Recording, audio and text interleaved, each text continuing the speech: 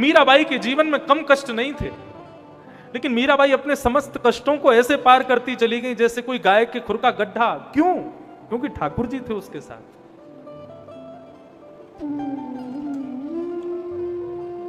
तापत्रय विनाशाय, भगवान त्रितापों का सर्वनाश करते हैं, ऐसे भगवान श्री कृष्ण को हम बारंबार प्रणाम करते हैं। ये भागवत के महात्म का प्रथम श्लोक था। बंधुओं, कथा कुछ इस प्रकार प्रारंभ होती है। 88,000 सौनकादि ऋषि नैमिषारण्य में बैठ करके यज्ञ कर रहे थे मानव कल्याण के लिए,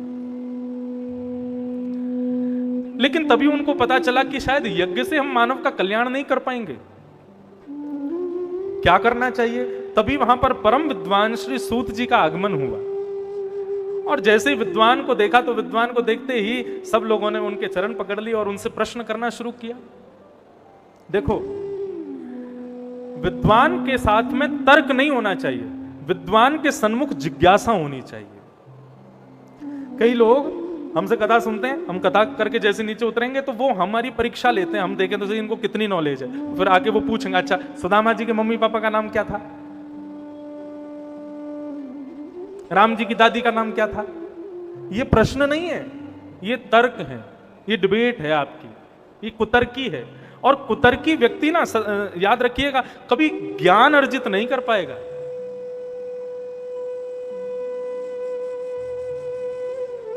ज्ञान यदि आपको चाहिए तो उसके लिए आपके भीतर जिज्ञासा होनी चाहिए। जैसे कहते हैं ना कि शेरनी का दूध सोने के पात्र में टिकता है, वैसे ही ज्ञान जो है ना, ये जिज्ञासा के पात्र में टिकता है। जब तक जिज्ञासा मन में नहीं होगी तब तक नहीं टिकेगा। हाँ, कभी कभी संदेह होता है हमको। पहले हमने एक प्रश्न एक महाराज जी से किया, उन्होंने ऐसा बताया, क्या ऐसा ठीक है? ऐसा भी किया जा सकता है, लेकिन जो तर्क है ना, ये तर्क ये अच्छा नहीं है। जिज्ञासा अच्छी है, विद्वानों के प्रति जिज्ञासा रखो। अच्छा, एक बात और मैं कह दूं, अब तक अभी जितने लोगों ने पांव छू लिए, अब हमारे पांव मत छूना। हम पांव छुपाते नहीं है अपने कभी, लेकिन कई जगह क्या होता है कि लोग नहीं मानते, उनको ऐसा लग जाता है महाराज जी अपने एटीट्यूड में रहते हैं, पांव नहीं छूने देते। ऐसी बात नहीं है। आप हमारे कथा के नित्य श्रोताओं से पूछ लो, मैं कभी पांव नहीं छूने देता। क्यों? उसके पीछे कई कारण हैं।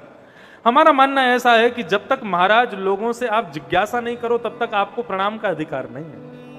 जब उनसे कुछ प्राप्त कर लो, उनसे आपकी जिज्ञासा का समाधान हो जाए, तब उनको प्रणाम करो। और प्रणाम भी छू करके नहीं होना चाहिए, प्रणाम दूर से ही होना चाहिए। दूर से ही सर झुकाओ, दंडवत कर लो, छू करके प्रणाम।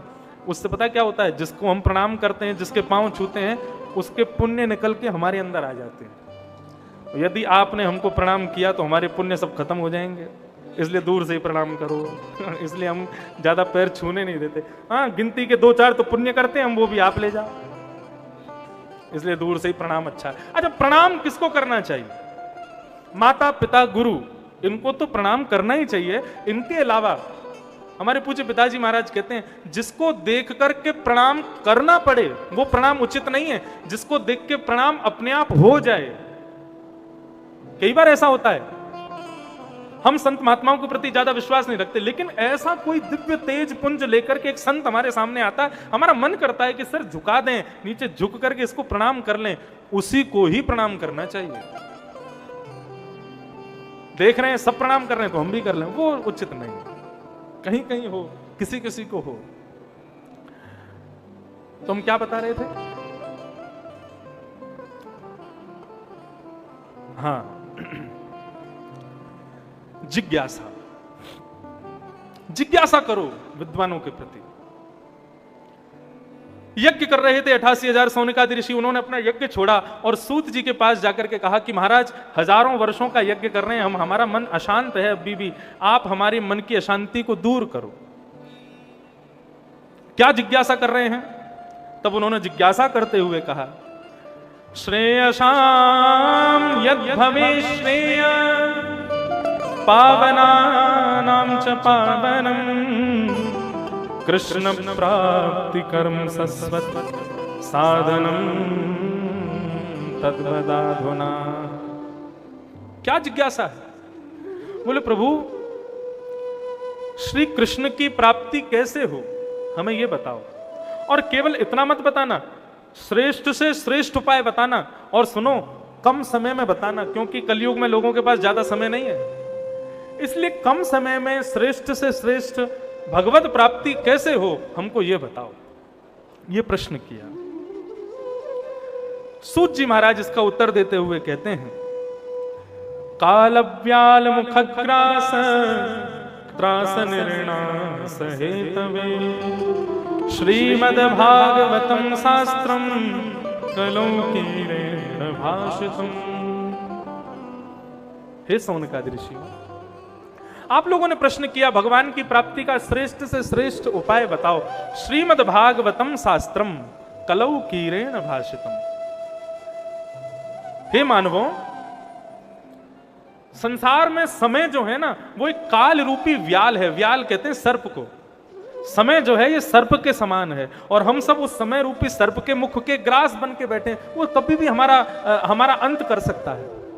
मैं अभी कथा सुना रहा हूं, कल सुना पाऊंगा, मेरे पास कोई गारंटी नहीं है। आप आज सुन रहे हो, कल सुन पाओगे, कोई गारंटी नहीं है। कभी भी अंत हो सकता है, क्योंकि हम सब काल रूपी व्याल के मुख में बैठे हैं। इसलिए हमारा अंत कभी भी हो सकता है। हमारे पूज्य गुरुदेव एक बात कहते हैं, धन कमाते हुए और विद्या कमाते हुए सदा यह विचार करना चाहिए कि अभी तो मेरा जीवन बहुत लंबा है,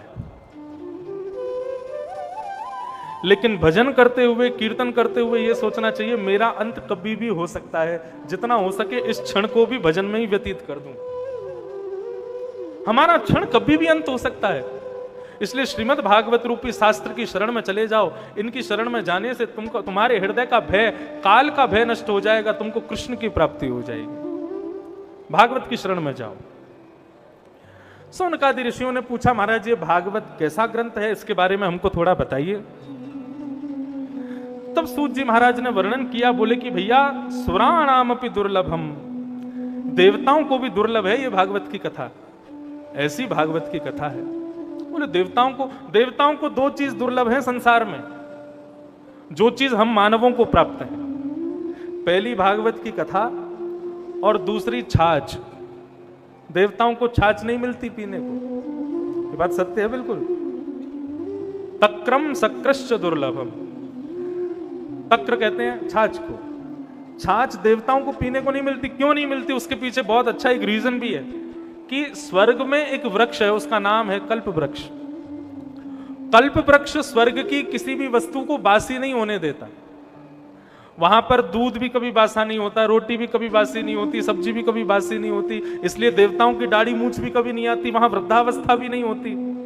इसलिए वहां पर दूध कभी बासा होता नहीं, दूध कभी खट्टा होता नहीं, इसलिए छाछ कभी बनती नहीं, देवताओं को पीने को मिलती नहीं। इसलिए आज्ञा की गई है शास्त्रों में, तक्रम सक्रश्च दुर्लभम। देवताओं को छाछ नहीं मिलती पीने को, और भागवत की कथा भी नहीं मिलती सुनने को। क्यों नहीं मिलती भागवत की कथा? क्योंकि देवता सब बहुत व्यस्त हैं अपने कार्यों में। सूर्य को पूरे दिन संसार को रोशनी प्रदान करनी है, चंद्रमा को शीतलता प्रदान करनी है, वायु को वायु देनी है, वरुण को जल प्रदान करना है। सब व्यस्त हैं, इनके पास एक क्षण का भी अवकाश नहीं है जो ये कथा सुन सकें। ये दोनों वस्तु मानवों को मिली है, भागवत और छाछ। इसलिए खूब जम के कथा सुनो, खूब छाछ पियो। हाँ, और गर्मियों में चाय मत पियो, छाछ पियो। लेकिन हाँ, याद रहे कथा से 2 घंटे पहले पी लेना। कहीं कथा से तुरंत पहले पी के आओगे तो फिर कथा में आके सोते रहोगे। छाछ में एक थोड़ा सा ना नशा होता है।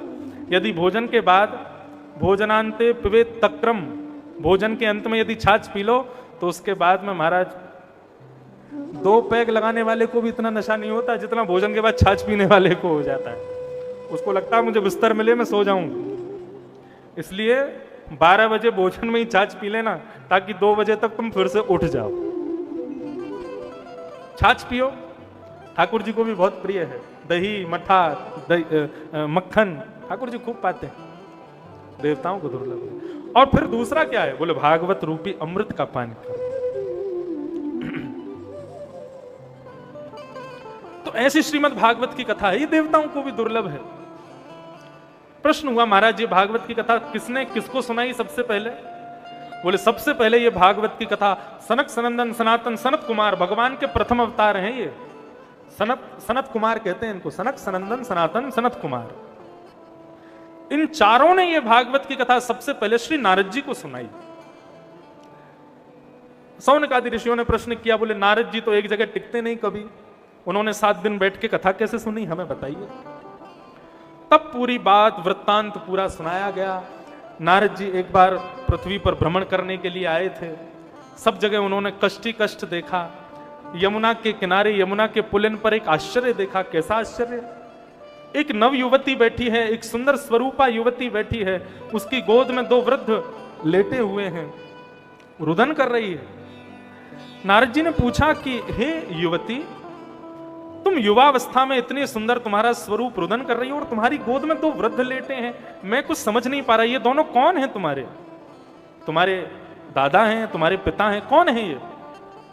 तब उस युवती ने बताया, अहम भक्ति ऋते ख्याता इमो में तनयो मतौ ज्ञान वैराग्य नाम काल योगेन जर्जर। मैं भक्ति हूं और इमो में तनयो मतौ, ये दोनों मेरे पुत्र हैं। ये ज्ञान है, ये वैराग्य है। नारद जी महाराज बोले, कहीं मैं स्वप्न तो नहीं देख रहा? माता युवान और पुत्र वृद्ध, ये कैसे संभव हो सकता है? हे भक्ति महारानी, ये सब वृत्तांत मुझे बताएंगी आप, ये क्या हुआ आपके साथ? आप युवा हो, आपके पुत्र वृद्ध कैसे हो गए? भक्ति महारानी ने बताया, नारद जी हम लोग समय के अनुसार वृद्ध और युवान नहीं होते।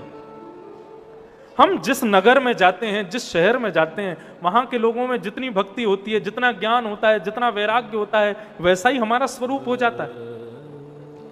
हमने पूरे विश्व में भ्रमण किया, लेकिन भ्रमण करते हुए जैसे ही वृंदावन आए, तो वृंदावन आकर के मैं तो युवान हो गई, लेकिन मेरे पुत्र अभी भी वृद्ध हैं। अब बंधुओं ध्यान से सुनना,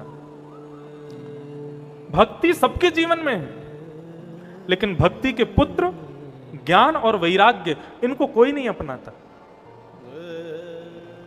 भक्ति सबके जीवन में, आदमी के जीवन में कष्ट आता है तो सब दर दर भागता है। वो भी हनुमान जी पर चोला चढ़ाएगा, देवी पर चुनरी चढ़ाएगा, नर्मदा जी में जाकर के दूध चढ़ा देगा, शंकर जी पर जाकर के बिल्लू पत्र धतूरा आदि सब चढ़ा देगा। कष्ट आता है तो सब जगह भागते हैं। मतलब भक्ति तो है हमारे भीतर, लेकिन ज्ञान और वैराग्य ये दो नहीं है। हम में ज्ञान की कमी है। ज्ञान को यहां पर बहुत विद्वत्पूर्ण मत मानिएगा। बहुत विद्वान होना, वेद शास्त्र आदियों का बहुत आपको नॉलेज होना तो ही आप ज्ञानी कहलाओगे, ऐसा नहीं है।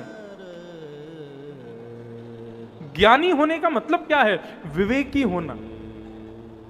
विवेक समझते हैं किसे कहते हैं?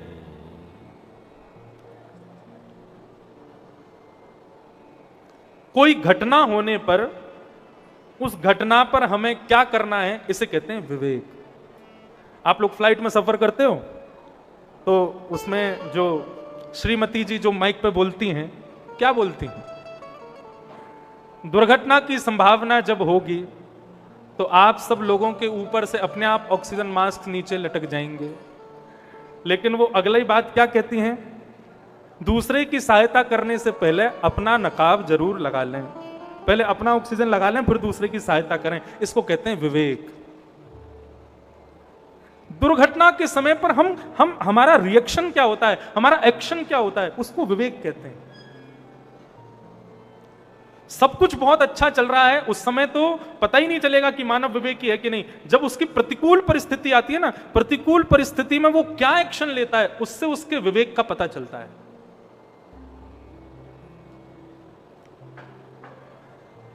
रावण की पूरी सेना नष्ट होती जा रही थी।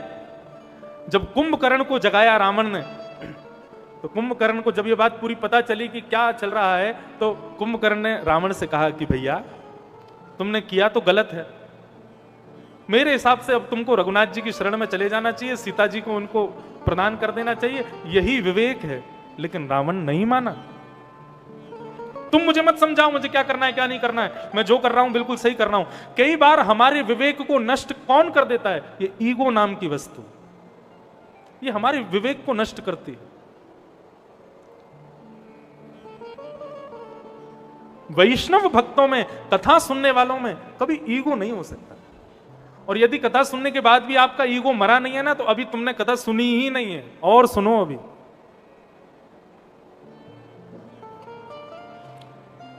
बुद्ध भगवान को जाकर के कोई गालियां देने लगा, बुद्ध भगवान बैठे बैठे सुनने लगे।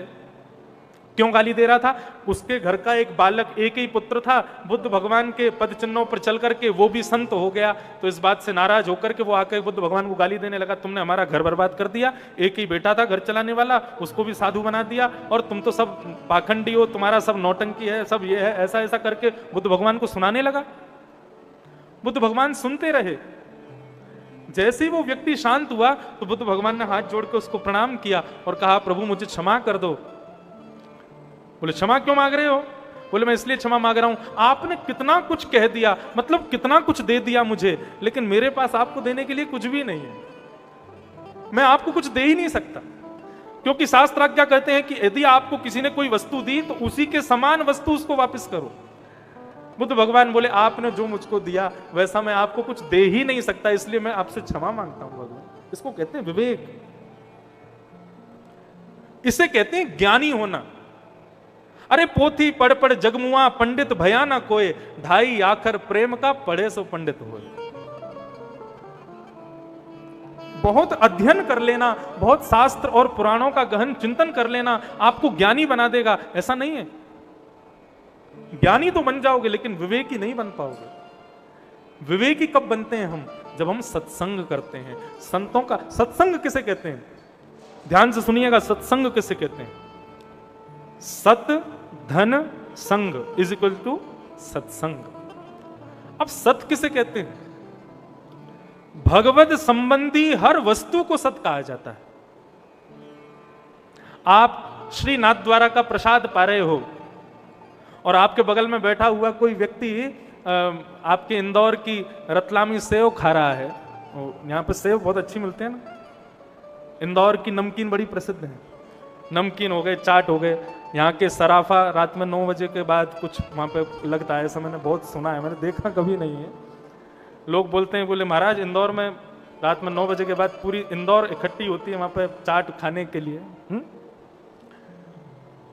चाट खाना साधारण भोजन के समान हो सकता है, लेकिन श्री नाथ द्वारा श्री जी बाबा का प्रसाद यदि आप पा रहे हो ना, तो प्रसाद पाना भी सत्संग है। आप साधारण वस्त्र पहन रहे हो तो वो साधारण वस्त्र है, लेकिन ठाकुर जी के चरणों में चढ़ा हुआ कोई पटका भी गले में पहन रहे हो ना, तो वो भी सत्संग है। आप साधारण कलरों से अपना श्रृंगार कर रहे हो तो वो श्रृंगार है, लेकिन ठाकुर जी के चरणों में चढ़े हुए चंदन को अपने माथे से लगा रहे हो तो वो भी सत्संग है। परफ्यूम लगा रहे हो खुद को सुगंधित करने के लिए, वो परफ्यूम है, लेकिन ठाकुर जी के चरणों में चढ़ा हुआ इत्र यदि लगा रहे हो ना, तो वो भी सत्संग है। सत्संग केवल किसी को बहुत देर तक बैठ के सुनना ही सत्संग नहीं है, ये सब सत्संग है। सत यानी कि भगवान का, संग यानी जो संग करे वही सत्संग है। ये सब सत्संग के स्वरूप हैं। सज्जनानाम संग इति सत्संग, सद ग्रंथानाम संग इति सत्संग, सद पुरुषानाम संग इति सत्संग, ये सब सत्संग के स्वरूप हैं। ये सत्संग कुछ नहीं तो रोज सुबह उठ करके और ठाकुर जी को प्रणाम करके उनको केसर का चंदन लगा के उसी प्रसादी को यदि माथे पर लगा करके आप अपने ऑफिस चले जाते हो ना, पूरे दिन का सत्संग माना जाएगा जब तक चंदन मस्तिष्क पर रहेगा, वो भी सत्संग है। ये सब सत्संग के स्वरूप है।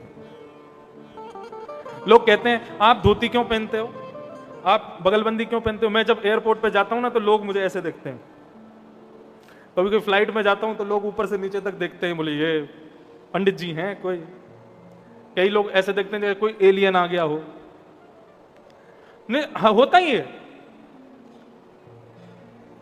फ्लाइट में, ट्रेन में, एयरपोर्ट पर कहीं भी हम धोती वाले चले जाएं तो लोग हमको एक बार जरूर देखते हैं, पीछे मुड़ के जरूर देखते हैं, बोले ये क्या कार्टून बन के घूम रहे हैं। लेकिन वास्तव में एक बात आपको बताएं, तुम कितनी भी बड़ी बड़ी ब्रांड के कपड़े पहन के चले जाना, लोग देखते नहीं है, धोती कुर्ता वाले को जरूर देखते हैं। शादी में कितने भी सच के जाओ, नजर तो दूल्हे पे ही होती है। ये जितने भी धोती बगलबंदी पहन के घूमते हैं ना बंधु, ये साधारण वस्त्र नहीं है। ठाकुर जी का दर्शन करने के लिए कोई जीन्स पहन के जाए, कोई बढ़िया बढ़िया कपड़े पहन करके जाए, ठाकुर जी ठीक है अपनी मुद्रा में खड़े रहते हैं, लेकिन जैसे कोई धोती बगलबंदी वाला आता है ना, तो ठाकुर जी भी आंख खोल के देखते हैं, हाँ कोई मेरा आया है, कोई अपना आया है, उसको देखते हैं।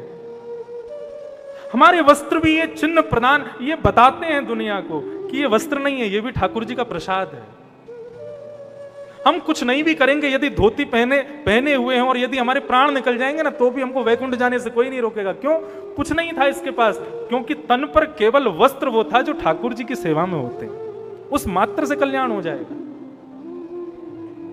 इसलिए बंधुओं, ये सब सत्संग है, इसको जीवन में अपनाओ। तिलक लगाने में संकोच मत करो, शिखा चोटी रखने में कभी संकोच मत करो, गले में कंठी माला पहनने से कभी संकोच मत करो।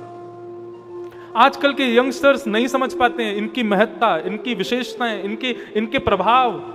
ऐसा नहीं है कि वो जानना नहीं चाहते, वो जानना चाहते हैं, लेकिन बताने वाला नहीं है। कमी तो यही है, क्योंकि जो माता पिता हैं वो ही नहीं जानते, तो बच्चों को क्या बताएंगे। आज के युवान की एक बात कहूं, या तो वो सत्संग में आएगा नहीं, और यदि एक बार उसको सत्संग का चस्का लग गया ना, आज का युवान व्यसन की तरह पकड़ता है वस्तु को। यदि उसने सत्संग को एक बार पकड़ लिया, वो छोड़ेगा नहीं जीवन भर। इसलिए बंधुओं, सत्संग करो, सत्संग ही जीवन का तो यही ज्ञान है। हमें कैसे रहना है, कैसे बोलना है, कैसे चलना है, क्या खाना है, क्या छोड़ना है, किससे मिलना, किससे नहीं मिलना, ये सब कुछ ये ज्ञान का स्वरूप है। केवल बहुत नॉलेज होना ज्ञान नहीं होता है।